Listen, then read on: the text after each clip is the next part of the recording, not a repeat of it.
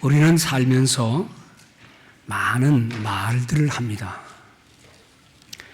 물론 그 말 속에는 진실도 있고 거짓도 있고 그 말 속에는 사랑도 있고 미움도 있고, 그런데 그 말, 그냥 말하는 것, 내가 하고 싶어서 하는 말, 그것은 순간성이고 변화가 많습니다. 감정이 섞인 말들입니다.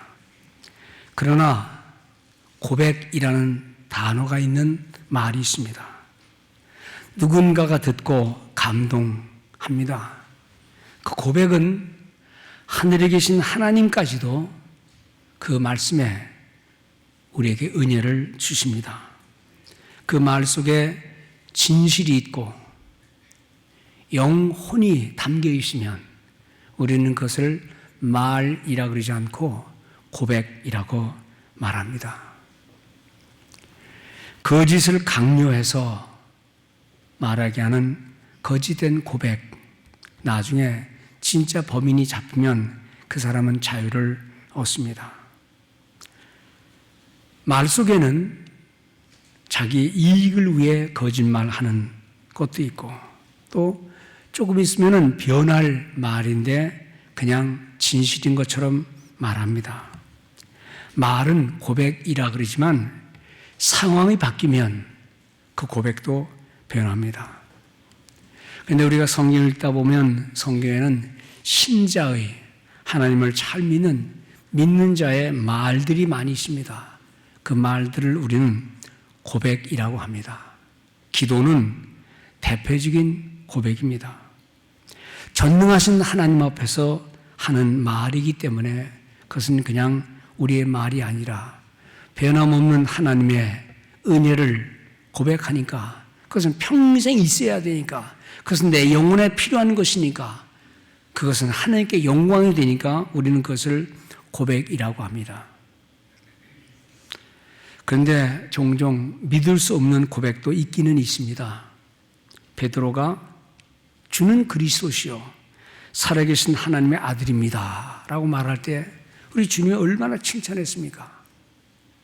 그것은 인간이 만들어내는 게 아니라 하나님이 주시는 은혜의 말이다 라고 베드로를 축켜 세웠는데, 근데 그 고백이 여지없이 깨지는 때가 있었습니다.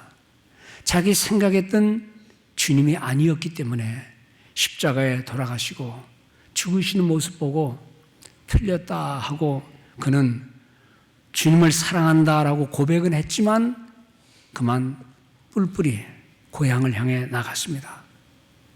그런데 주님은 인간의 고백은 실패했지만 주님은 다시 찾아가셔서 네가 나를 사랑하느냐, 3번 반대한 고백이 뒤집힌 말을 다시 3번 내가 주님을 사랑합니다 꼭 고백을 듣고 그를 하나님의 일꾼으로 세우신 성경의 기록을 봅니다.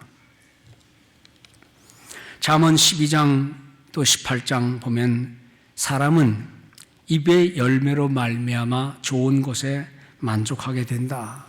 사람은 입에서 나오는 무슨 말을 하느냐에 따라 배부르게 된다. 좋은 말, 선한 말, 남을 일으키는 말, 그런 말의 주인공 되기를 주의 이름으로 축원을 드립니다. 성경에 나오는 수많은 좋은 약속들, 좋은 신앙의 선배들이 수많은 기도를 드린 그 기도를 가만히 보면 그것은 기도가 아니고 고백이고, 오늘도 우리가 부른 찬송, 그것은 노래가 아니고 고백입니다. 성경에 나오는 수많은 믿음의 사람들이 이부에서 말한 고백들은 도대체 어떤 종류의 고백들이 있나 하는 걸 이 시간에 살펴보면서 주님이 우리에게 주시는 은혜를 나누고자 합니다. 첫 번째는 성도들의 입에서 나오는 고백은 아름다운 자연, 인생에게 내려주신 창조주가 내려주신 신비한 세계를 가만히 보면 그것은 고백이 저절로 나오는 거예요. 우주 만물, 세상의 신비. 우리가 이 꽃을 피울 만한 아무런 능력이 없는데 이 꽃은 그냥 나무떼기였다가 이렇게 아름다운 꽃을 피웁니다. 누가 꽃을 피웠습니까? 하나님이 하시지 않고서는. 온 우주와 자연과 시간과 공간을 운행하시는 하나님의 손길 없이는 어떤 것도 있을 수 없는데, 하나님이 이렇게 자연을 변화시켜 주시고 꽃 피게 하시고 성숙시켜 주시고 열매 맺게 하시니, 이것이 성도의 찬양의 고백, 감사의 고백, 창조주 하나님에 대한 고백이 나온다는 말입니다. 시편 19편, 하늘이 하나님의 영광을 선포하고 궁창이 그의 손으로 하신 모든 일을 나타낸다. 날은 날에게 말하고 밤은 밤에게 지식을 전하고, 언어도 없고 말씀도 없으며 들리는 소리도 없지만 그의 소리가 온 땅에 통하고 그의 말씀이 세상 끝까지 이른다 하는 이 시인의 고백은, 이것은 시가 아니라 믿음의 고백입니다. 거대한 우주, 하늘에 반짝이는 별들, 계절을 따라 세상이 변화되고, 강추위가 있지만 조금 있으면 따스한 봄이 오고, 그리고는 무더운 여름 오고, 찬란한 가을이 오고. 제가 전도사 시절에 우리 청소년들과 함께 여기저기 기도를 다닐 때 주로 기도원에 가지 않고 텐트를 가지고 산에 올라가서 야영을 하면서 기도회를 했습니다. 한밤중 별이 반짝반짝 빛납니다. 얘들아, 저건 무슨 별이지? 그러면 이런 별 저러면 얘기합니다. 근데 저 별이 지금도 저렇게 살아있는 걸까? 아, 전도사님 지금 저렇게 반짝이는데 살아있지요? 그러면요, 저게 있는 거죠. 근데 저 별이 너희들 눈에 오려면 몇 년이 걸리고, 어떤 거는 몇십 년이 걸리고, 몇백 년이 걸리고, 몇억 년이 걸리는 별도 있어. 오는 동안에 우리가 보는 사이에 이미 그 별은 없을 수 있어. 있다가 없어진 별들 얼마나 많은데, 그럼 저게 없는 거예요? 있는데, 있는 것처럼 보이지만 벌써 없어진 별들도 있어. 뭐 별 얘기를 많이 했습니다. 우주가 공간이 있는데 끝이 있느냐 없느냐. 이 건물은 벽이 있고 끝이 있는데 이 우주는 끝이 있을까 없을까? 있겠죠. 없는 게 어디 있어요?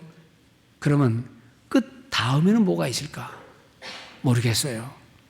그래서 그렇게 질문한 아이들 중에서요, 천문학 교수가 된 아이들도 있어요. 열심히 공부해가지고 신비에 빠져서 이 세상 돌아가는 이런저런 시원찮은 일로보다 저 자연의 신비를 바라보면, 뭐 거대한 우주만이 아니에요. 조그마한 곤충을 바라보면서 그거 평생 연구하는 조류학자들, 곤충학자들, 그 신비는 말할 수 없죠. 오늘 찬양도원들이 시편 8편을 노래했죠. 여호와 우리 주여, 주의 이름이 온 땅에 어찌 그리 아름다운지요. 주의 영광이 하늘을 덮었나이다. 3절에 보면 주의 손가락으로 만드신 주의 하늘과 주께서 베풀어 주신 달과 별들을 내가 보니. 여러분들, 이 자연의 모습, 계절의 변화, 인생의 성숙과 마찬가지로 하나님의 온갖 오묘한 진리를 다 드러내고 있는 이 자연의 신비, 우리는 그저 머리에 뚜껑 덮인 아파트에 살고 늘 땅만 내려다 보니까 하나님이 내려주신 이 자연의 신비를 다 깨우쳐 알지는 못하는데, 오히려 도시를 건설하고 길을 닦는하고 자연을 하나씩 하나씩 다 헤쳐가는데, 여러분들 이 자연의 내면을 가만히 들여다보면 인간이 도무지 파악할 수 없는, 아니 발을 디디고 살고 있는 땅조차도 우리는 다 이해하지 못해요. 땅에다 뭐든지 꽂아놓기만 하면 열매가 열리고 음식이 나오는 거, 그 비밀을 누가 알 수 있겠어요?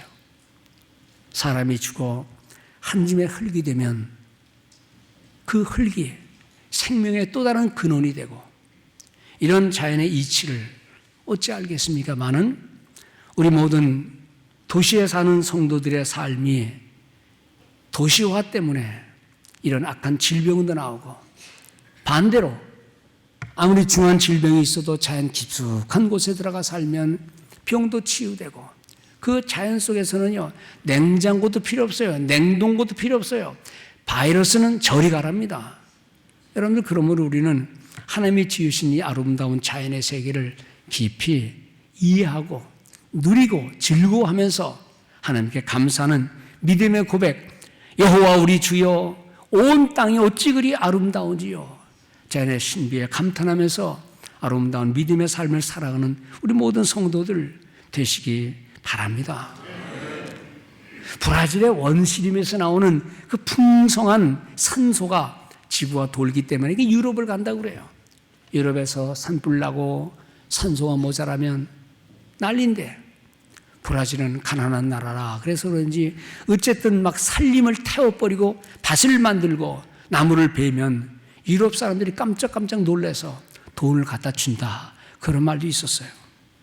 여러분들, 우리는 하나님이 주신 자연의 은총, 성경을 이해하고 구원의 도리를 깨닫는 것도 중요하지만 하나님이 인생의 생존의 조건으로, 행복의 조건으로 주신 자연의 은총을 누리는 우리 모든 성도들 되시기를 바랍니다. 두 번째 성도의 고백은 뭐니 해도 우리 주님을 향한, 하나님을 향한 사랑의 고백입니다. 내가 받은 구원의 은총을 입술로, 노래로, 기도로 고백하는 겁니다. 우리 같은 죄인들을 구원해 주신 하나님의 사랑. 예수 없었더라면, 내 몸뚱아리가 이 교회당에 앉아있지 않았더라면, 주님 말씀이 나를 컨트롤하지 않았더라면 나의 삶은 어땠을까 생각할 때 주님 은혜가 큽니다. 주님, 내가 나의 구원을 위해서 한 것 아무것도 없습니다. 이 꽃을 피우기 위해 우리가 노력한 것 없듯이 내가 받은 구원의 은혜는 오직 하나님의 전적인 은혜입니다. 여전히 부족하고 모자라지만 하나님의 사랑을 말씀을 들을 때마다 내가 조금씩 변합니다. 하나님, 이 구원의 은혜를 감사합니다 라고 하는 고백을 드리는 성도들 되시기를 바랍니다. 주님은 나의 목자입니다. 그래서 나는 별로 부족한 게 없습니다 라고 하는 다윗의 고백을 우리의 고백으로 드리는 성도들. 몸이 아픕니까? 여호와는 라파의 하나님, 내 모든 질병을 고치시는 분입니다. 주님은 나의 구원의 주이십니다. 나의 반석, 나의 산성, 내 방패인데 누가 내가 무엇을 두려워할 수 있겠습니까?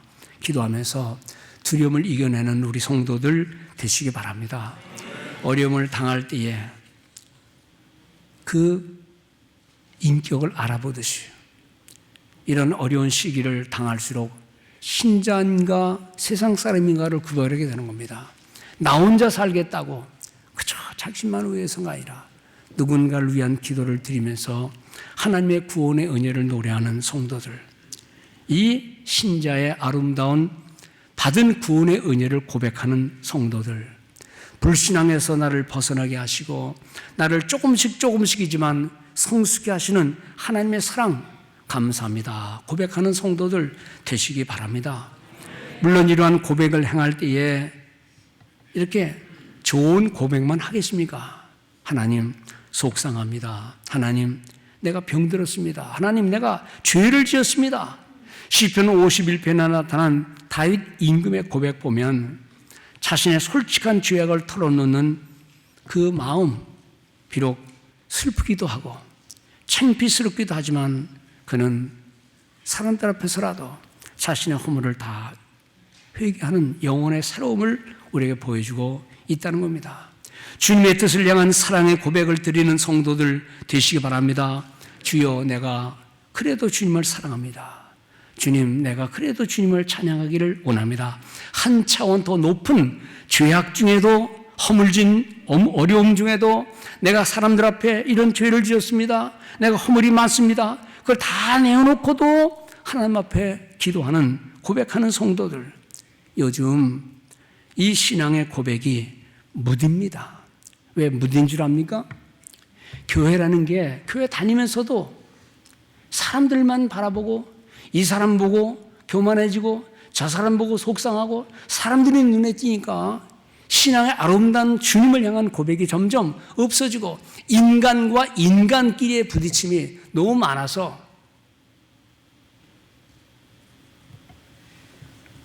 어떤 분이 저한테 교회가 이럴 수 있습니까? 그래서 제가 그랬습니다. 나 같아도 교회 안 가겠다.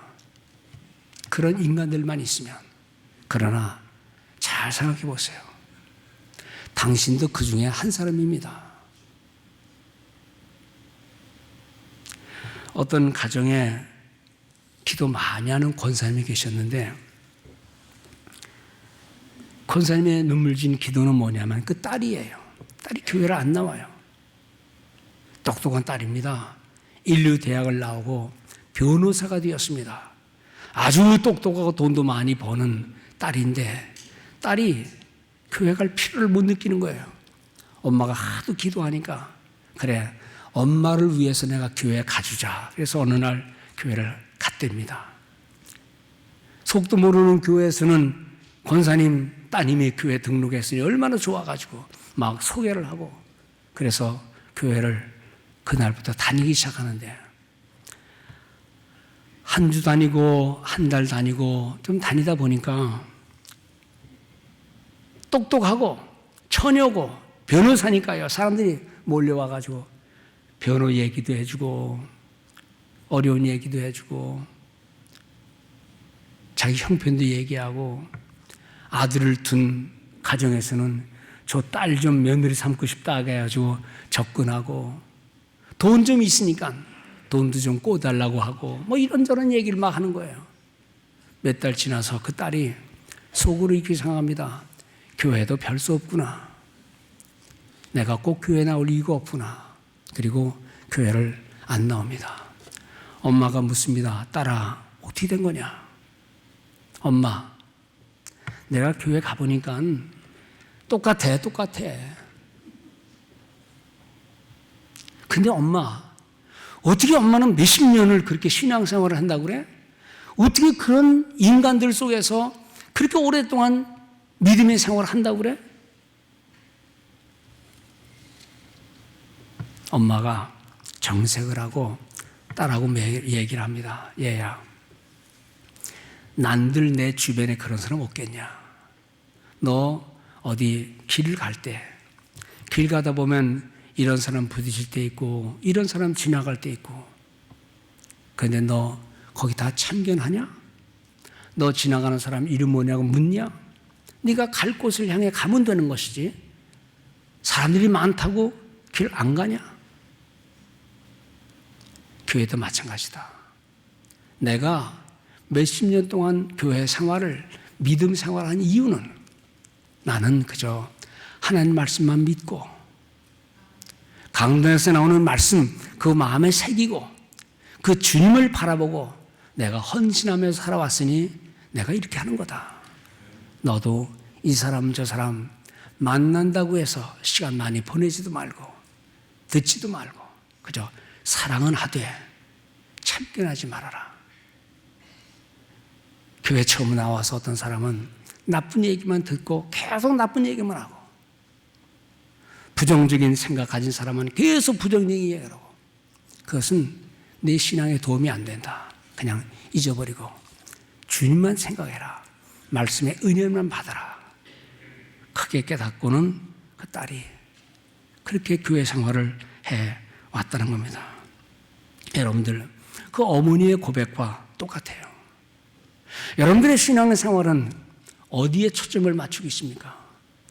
이런 말, 저런 말, 뒤에서 들리는 말, 앞에서 하는 말, 그런 거는 그냥 지나가는 일이에요. 예수 중심의 삶, 말씀 중심의 삶, 기도 중심의 삶, 나와 하나님과의 관계가 그 어떤 것보다도 소중하다고 느끼는 사람은 그런 어려움을 겪지 않을 수 있는데, 여러분들의 삶은 어디에 시선을 맞추는가? 우리를 구원하신 하나님의 은혜, 주님의 사랑, 나의 생명과도 같은 말씀 속에서 믿음의 생활을 이어가는 복 있는 성도들 되시기 바랍니다. 이제 한 가지 더 말씀드릴 것은, 성도의 진정한 고백은 내 이웃을 향한 믿음의 고백입니다. 공동체의 삶을 살면서 성도의 빼놓을 수 없는 성도의 고백은 누군가를 사랑하고 격려하고 위로하는 믿음의 고백입니다. 사람은 입술의 열매를 먹고 산다고 그랬는데 오늘 이제 앉아 계신 우리 성도님들, 여러분들이 입에서 또는 귀에서 들리는 말은 무엇인가를 생각하면서 악수하지는 말고요, 큰 소리도 말고 침 튀기지도 않게 조용하게 한번 얘기해 봅시다. 옆에 사람하고 사랑합니다. 좋습니다. 다시 한번 고맙고 감사합니다. 마지막으로 당신은 좋은 분입니다. 이런 말들을 하면서 행할 때에 주님은 우리의 신앙을 한 단계 업그레이드 시키는 아름다운 믿음과 아름다운 성도들의 공동체가 될 줄 믿습니다. 오늘날 우리 주변을 보면 어려운 일들이 많지요. 코로나 바이러스는 조만간 사그러질 걸로 믿지만 이 바이러스보다 수십, 수백 배가 많은 사람들이 굶어 죽는데 굶어 죽는 일에 대해서는 말 안 해요. 자동차 사고로, 총기 사고로 자살하는 일들이 얼마나 많은데 이거는 아예 게임도 안 되는 일인데 그런 거에 대해서는 언급 안 하고 자기 목숨 중요하니까 목숨 잘 지켜라. 남이 죽어가는 거에 대해서는 관심도 안 둬요. 오늘 이것이 이 세계의 모습인데 우리 그리스도인들이 정말 하나님을 믿고 하나님의 사랑을 안다고 하는 선교를 행하고 복음을 전해야 될 우리 성도의 마음속에 있어야 할 믿음의 고백은 무엇인가? 사도 바울은요, 내 동족, 내 이웃을 향한 구원의 소원을 아주 진하게, 그것도 자기 목숨과 바꾸면서까지도 그들을 구원해 주십시오 하는 고백을 드린 믿음의 사람입니다. 사실 사도 바울에게 동족이라는 것은, 동포라는 것은 아주 못된 모습들이었어요. 얼마나 바울을 핍박했고 믿는 사람들을 잡아 가두는 일에 앞장선 게 동족이었지만 바울은 그의 동족을 향한 사랑이 자신을 미워했던 미움보다 훨씬 더 큰 사랑으로 그들을 품어주려고 했던 것입니다. 동족들이 얼마나 악한 일을 했는지를 그런 사도행전에서 또는 그의 서신서들을 통해 나타나는데, 예를 들면 데살로니가전서 2장 15절 16절에 보면 이렇게 말합니다. 유대인들은 주 예수와 선지자들을 죽이고 우리를 쫓아내고 하나님을 기쁘시게 하지 아니하고 모든 사람에게 대적이 되어 만행을 저지르는 일을 얘기합니다. 얼마나 많은 죄를 지었습니까? 사도행전의 기록을 보면 그들은 복음의 원수들이었습니다. 그런데 그들을 향한 하나님의 사랑에 대한 사도의 고백은 정말 감동적입니다.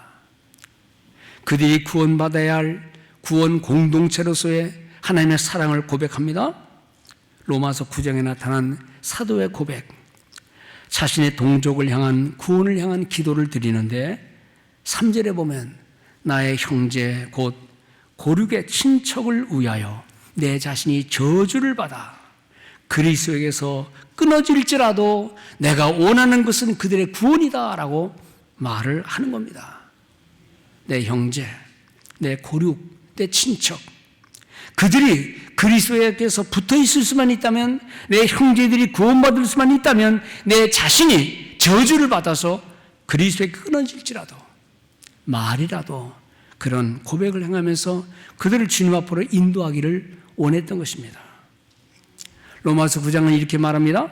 내가 그리스도 안에서 참말을 하고 거짓말을 아니하노라. 나에게 큰 근심 있는 것과 마음에 그치지 않는 고통이 있는 것을 내 양심이 성령 안에서 나와 더불어 증언하노니, 그 아픈 마음을 자기가 아파서가 아니라 자기가 넘어져서가 아니라 구원받지 못한 내 동족과 내 동포와 친척을 생각하면서 애끓는 심정을 이해하고 고백하고 있는 겁니다.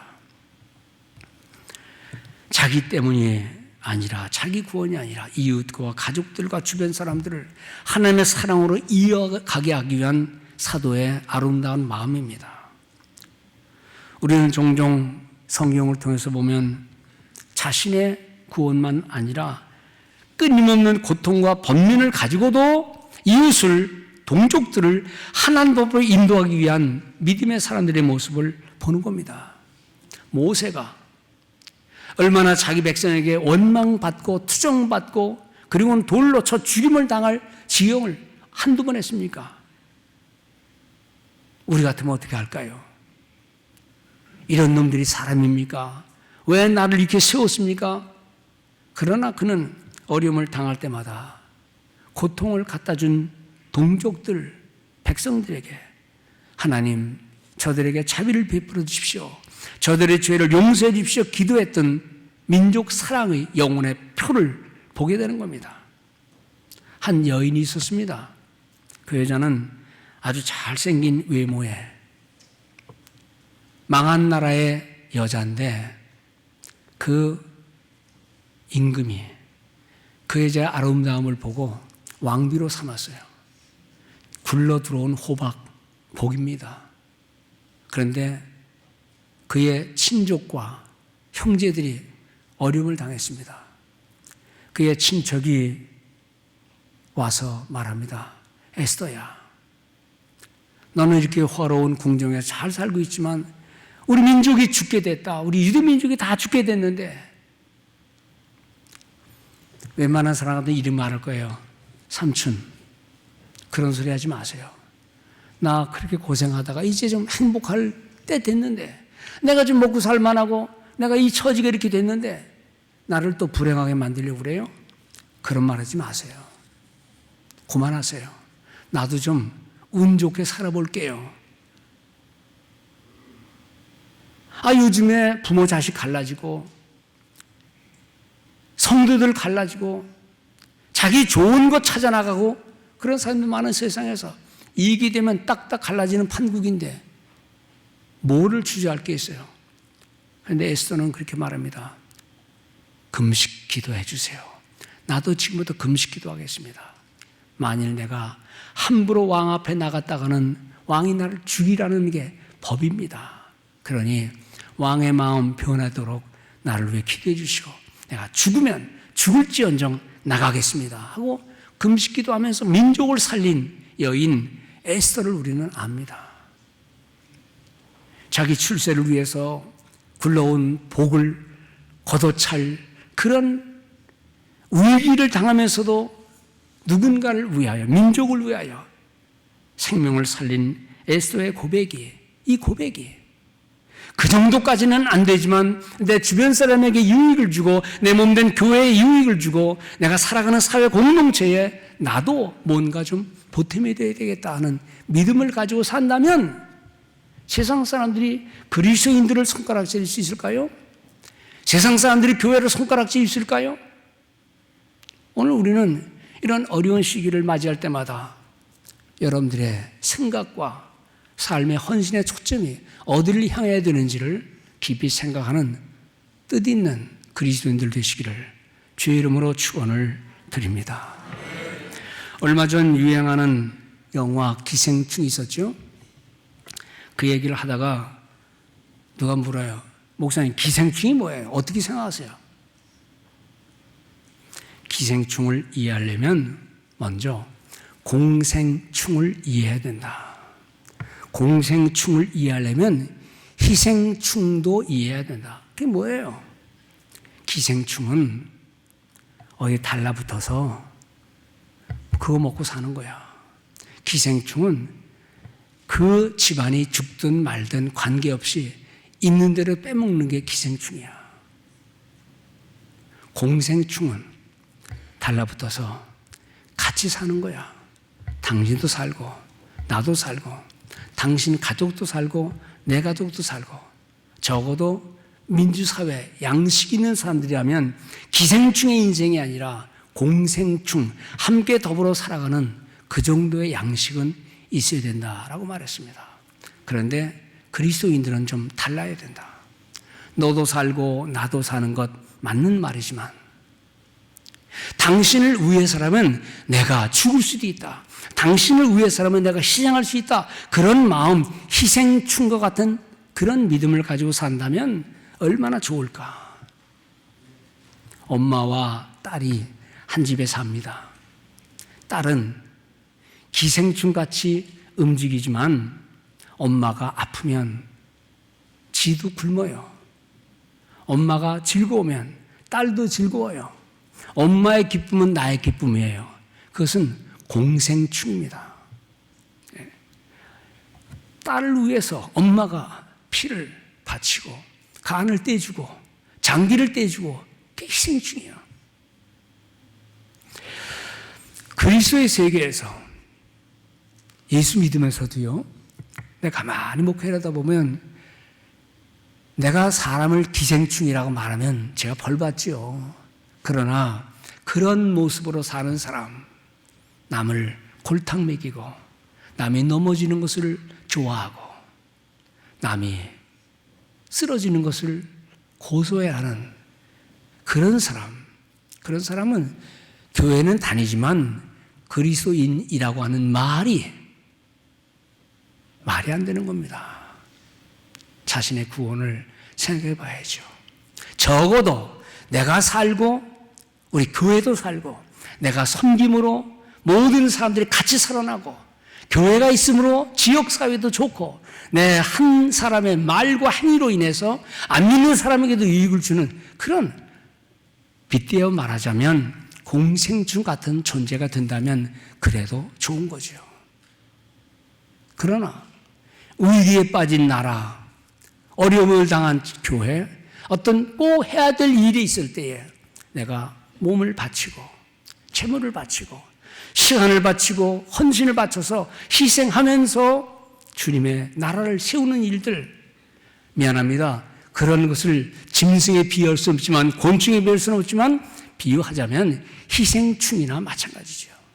주님이 그러한 인생을 우리에게 요구하실 줄 믿습니다. 교회가 교리를 가르치고 말씀을 가르치는데 성도의 삶에서 이런 공생과 희생의 모습 없으면 저 신천지 사람 욕할 게 못 돼요. 교리는 틀려먹었어요. 어떻게 저런 걸 믿나? 어떻게 저렇게 신앙생활하나? 우리는 너무 분노해서 어떻게 저럴 수 있나 말할지 모르지만은 교회에서 소외되고 욕먹고 손가락질당하고 그 말 한마디에 낙심해서 교회를 떠나가면 가까이 찾아와서 관심 주는 단체 안 들어가겠어요. 교리가 눈에 안 보입니다. 성경 지식도 눈에 안 보입니다.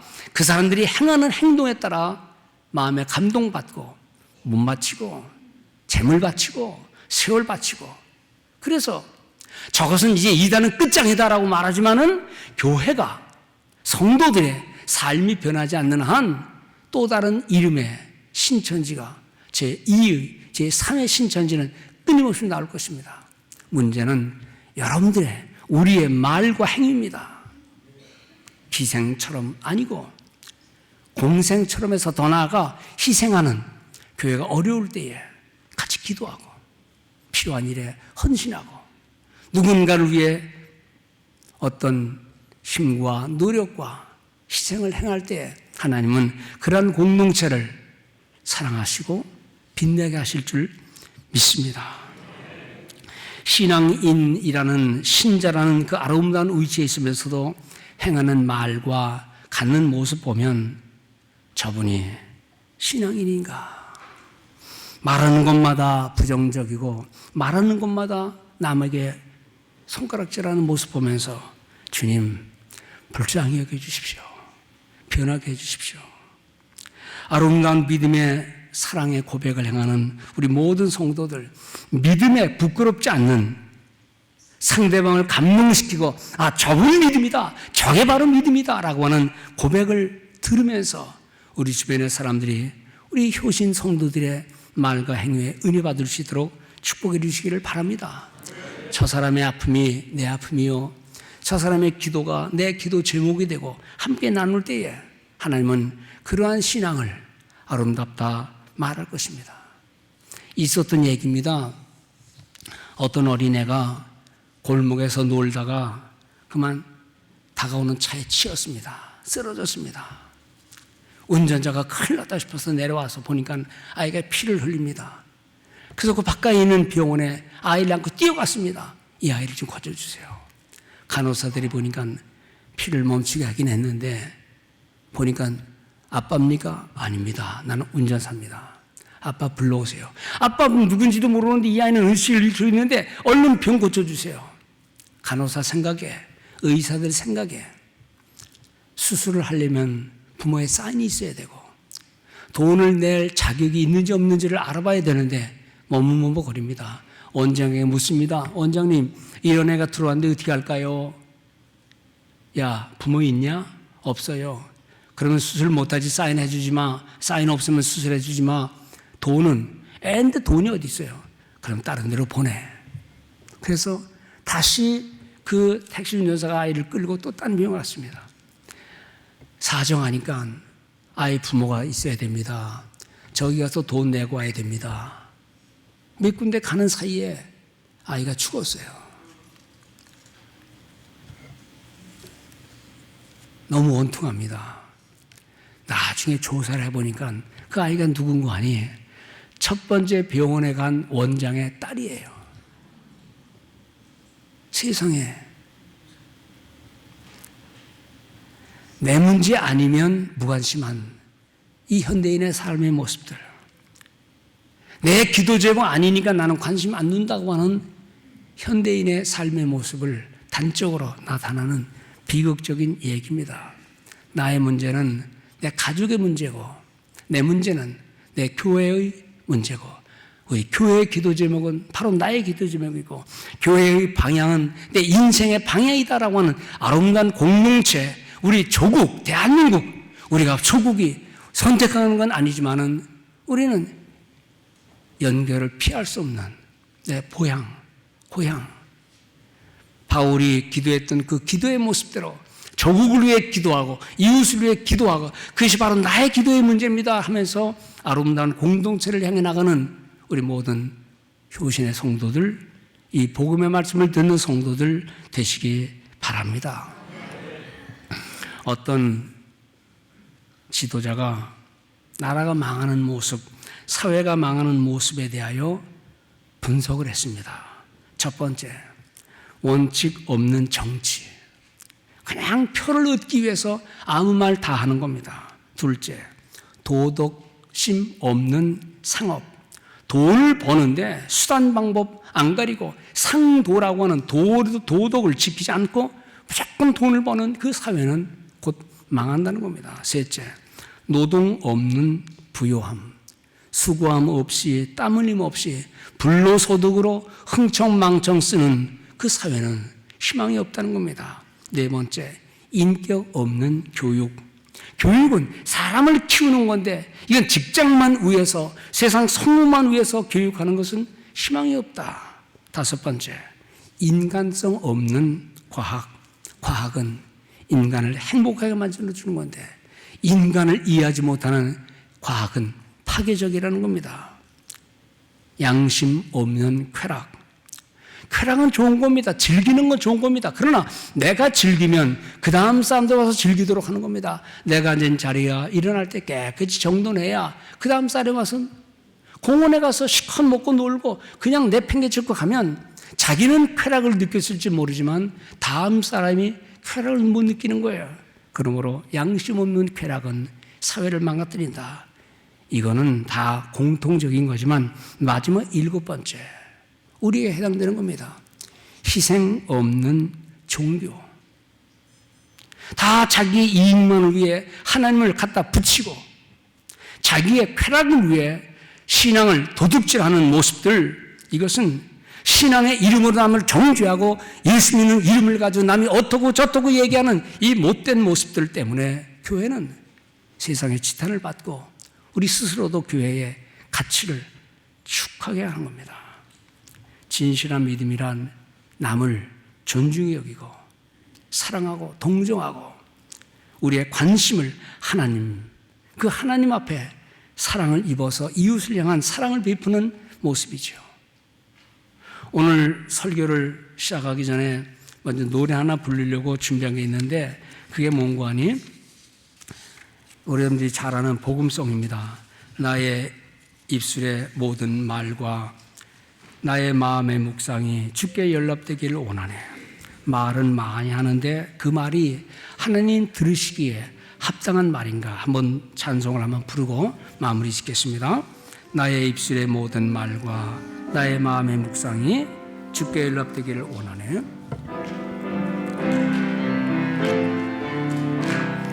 나의 입술의 모든 말과 나의 마음의 묵상이 주께 연락되기를 원하네.